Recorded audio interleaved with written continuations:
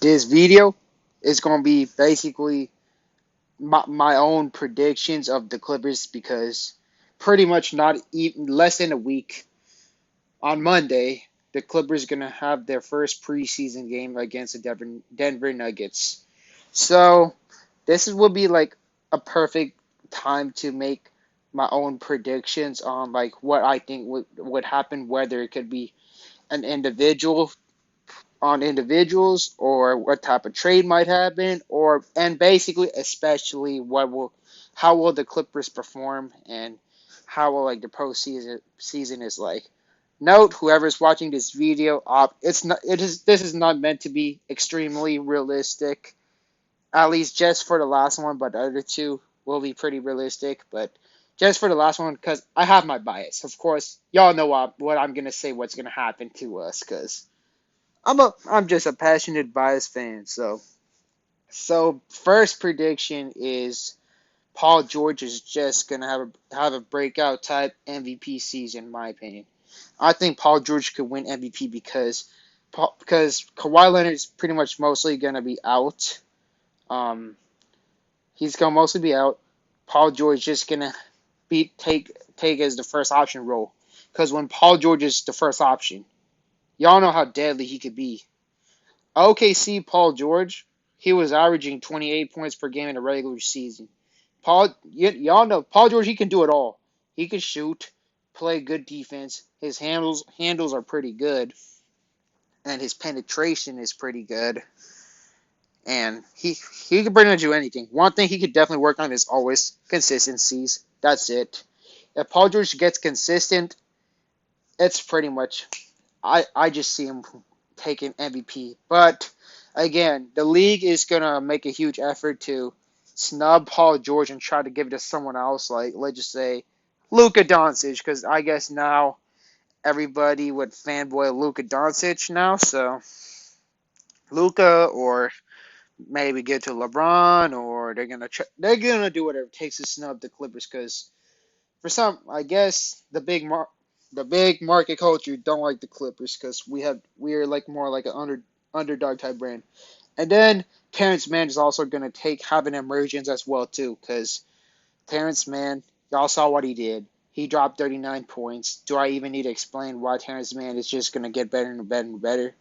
But one thing that is pretty disappointing, what I just saw yesterday, is there's an article that wrote that Ty Lue, he said he's planning to have a lineup of Reggie Jackson, Eric Bledsoe, um, Marcus Morris, Paul George, and Batum.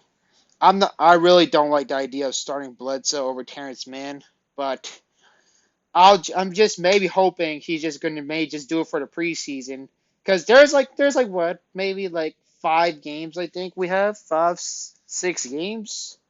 So Ty Lue might just have have fun with it, play it around, maybe experiment. So maybe Ty Lue starting Eric Bledsoe is just gonna be like how Ty Lue started Reggie, and Reggie turned out to be phenomenal. So maybe Ty Lue's just gonna start Bledsoe so he could get more touches for a bit, get more of a comfortable feel, and then maybe later on Ty Lue would just eventually start starting Terrence Mann. So that's just my opinion.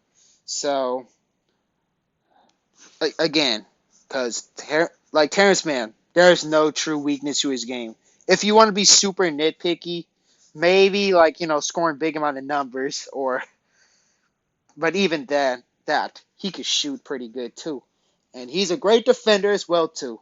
So I'm gonna just head on to the next slide, and it'll be like a kind of like a trade, and this and next one, like second prediction, I believe Luke Kennard is going to be traded. Look, a lot of Clippers fans love Luke Kennard, and I also like Luke Kennard. And this is not like me calling on Luke Kennard to get traded, but again, I do have lack self awareness. I might forget. I might just kind of suggest it, but personally, Clippers might make it some like a trade. I believe like it's going to be like a small like a tweak, like an upgrade Like, and I'm for it. Just don't throw too much eggs in a basket. But so if y'all don't know, just the positions that the Clippers are really loaded in is the shooting guard position. So you have Paul George, who's pretty much kind of a shooting guard and more of a wing. You could push him into the wing. You got Luke Kennard as a shooting guard. Um, Reggie Jackson kind of plays the shooting guard. Jay Scrub, who I'm really a big fan of, is a shooting guard. BJ Boston is a two-way shooting guard, small forward. Amir Coffey is also a shooting guard too, and or you can push Coffee to the wing. I guess what Ty Lue's doing, he's putting Eric Bledsoe as shooting guard for some reason, but I don't know why, because he can't shoot. But maybe Bledsoe's running a point, and then Ty Lue's putting Reggie at the shooting guard. So, but one big prediction, but again, the prediction, me predicting Luke Kennard is going to get traded, is just due to the fact that Luke Kennard is an amazing offensive player, but on a defensive end, he's pretty much a traffic cone. Like he just like every time when someone would ice it to him, like sometimes he has moments that he could be a solid defender, but then a lot of times Luke Kennard just simply gets scored on. Y'all saw what Donovan Mitchell did to Luke Kennard in Game 1. Yeah, it was pretty bad. So I'm the reason why I'm personally like very open to trading Luke Kennard. It's because to free up minutes for Jay Scrub. Jay Scrub, like a lot of people. I mean, now a proportion of Clippers fans are starting to like Jay Scrub, but then there's always those old heads who don't understand the importance of young talent in general. So Jay Scrub, he's very athletic. Um, Something that Luke Kennard, he pretty much doesn't have too much of. Um, he could make tougher shots as opposed to when Luke Kennard, yeah, he could create his own shots, but he would probably he would he not probably as good as Jay Scrub. Jay Scrub is more inefficient than Luke Kennard for sure because Luke Kennard is very efficient, and Jay Scrub his defense wouldn't be as much of a traffic cone as Jay Scrub. I mean Luke Kennard because in general Jay Scrub his athleticism is really good. Um, his shot creation is really good. He can make tough shots as opposed to Luke Kennard. He's a really efficient on shooting. Um, he's really efficient on shooting. His passing is solid, but the thing is, though, again, his defense is just a huge negative in my opinion. So again, trading Luke Kennard could potentially benefits for J Scrub and especially Brandon Boston.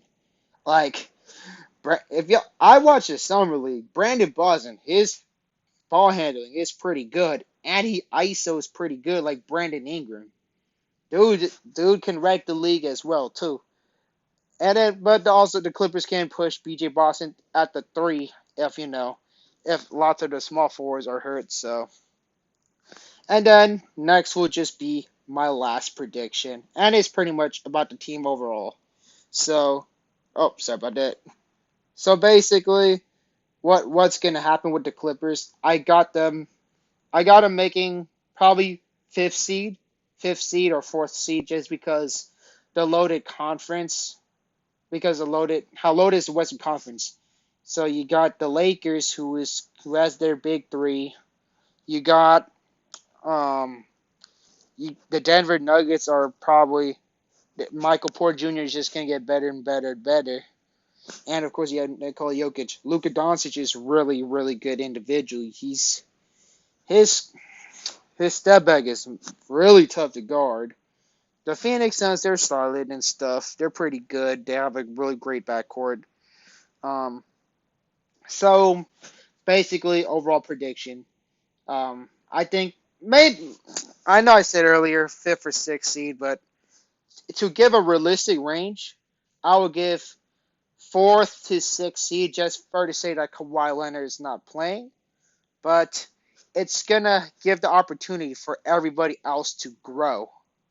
if y'all trying to if y'all understand what I'm trying to say. So, and then Kawhi Leonard, he's gonna come back at the later ends, like around March or April, and then Kawhi Leonard's just gonna wreck the other teams like what he usually does. And I genuinely, this is from my genuine heart, my genuine belief, the Clippers will win the championship. We just have a much loaded roster.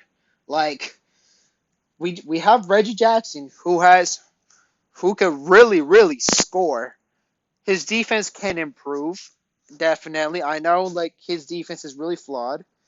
And then you got Terrence Mann, who is a really good young wing player who could play great, tremendous defense. You got Winslow, who's a lockdown defender. Yo, Winslow can lock down Luka Doncic.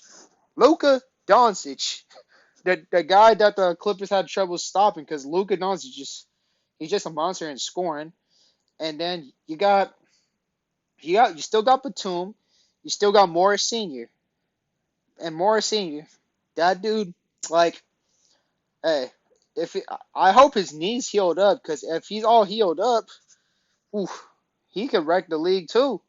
And then you got Zubac, which is I know a lot of Clippers fans have their fair share on Zubac. Some people do not like Zubac, and some people are believers. They believe in Zubac, and I'm towards the middle. I like Zubac. He's pretty. He does like a typical big man job. He fits the '90s big man because he protects the paint. He gets rebounds. Sure, he has butterfingers, but he's good in the post. Zubac could definitely work on his footwork. I'll tell you that much. But again, every single bigs would have that problem. Zubac could definitely also try to learn how to expand his range. Like maybe just occasionally take some threes. That would be really good. You also got Harry Giles Jr., Harry Giles III, who is really athletic. Um, he's pretty much of a bouncy individual. He could space the floor for sure. Um, and unlike Zubac, he is really quick. And you also got Serge Ibaka. So Clippers they're really well rounded. So that's why I just believe the Clippers can pull it off. As long as Kawhi returns and every single Clippers are fully healthy. And also it depends on Ty Lue as well too. Because if Ty Lue can adjust quicker, I think we're pretty much set. So let me know in the comments on what y'all think, and feel free to agree or disagree with my takes. And thank y'all very much. Be sure to like and comment. Oh, damn.